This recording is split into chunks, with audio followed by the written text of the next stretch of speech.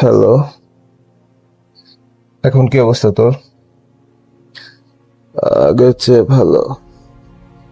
এখন কি হাঁটতে পারিস? অল্প। ডাক্তার বেশি মুভমেন্ট করতে মানা করছে।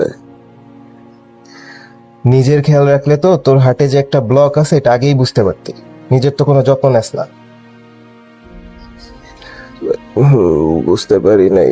ভাবছিলাম গ্যাস্ট্রিকের ব্যথা। হঠাৎ যখন শুনছি তুই অনেক অসুস্থ হয়ে পড়ছিস, তোর জ্ঞান নাই, পালস পাওয়া যাইতেছে না, তোকে লাইফ সাপোর্টে রাখা হয়েছে, তখন যে মানসিকভাবে কতটা ভেঙে পড়ছিলাম এটা তোর এখন বুঝাইতে পারবো না। কি করব তখন এটা বুঝতেছিলাম না। নাফিস ভাইরে ফোন দিছি, আয়েশা ভাবিরে ফোন দিছি। হ্যাঁ, ভাইয়া আয়েশা আমাকে বলছে তোর ফোন করার কথা। আমি সবসময় বিশ্বাস করতাম যে আমাদের মধ্যে যতই রাগ অভিমান থাকুক না কেন, তবে একে অন্যের প্রতি ভালোবাসার টানটা ঠিক সেই আগের মতোই আছে।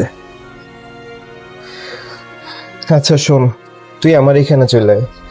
আমেরিকাতে আমার অনেক ভালো ভালো ডাক্তারের সাথে পরিচয় আছে। কোনো কিছু নিয়ে তোর ভাবতে হবে না, সব ব্যবস্থা আমি করতেছি, তুই শুধু চলে আয়। আগে আমাকে এখান থেকে রিলিজ দিক, তারপর ডিসাইড করব থাইল্যান্ডে যাব নাকি তোর ওইখানে আসব। আসলে তোদের এই ভালোবাসা আর মানুষের দোয়ার জন্যই আমি মৃত্যুর মুখ থেকে এবার ফিরে আসতেছি। তোদেরকে অনেক ধন্যবাদ রে। কিসের ধন্যবাদ? বেস্ট ফ্রেন্ড হিসেবে তো তেমন কিছুই করতে পারলাম না, তোকে দেখতে আসতেও পারলাম না।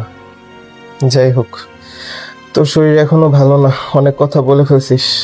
আজকে তাইলে রাখতেছি। আর শোন, কোনো কিছু প্রয়োজন হলে আমাকে জানাইস। ভাবিস না যে আমি দেশে নাই বলে তোর জন্য কিছু করতে পারবো না।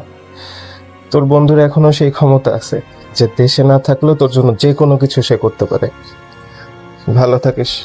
হসপিটাল থেকে রিলিজ হলে আমাকে ফোন দিস। আল্লাহ হাফেজ। আচ্ছা, তুইও ভালো থাকিস।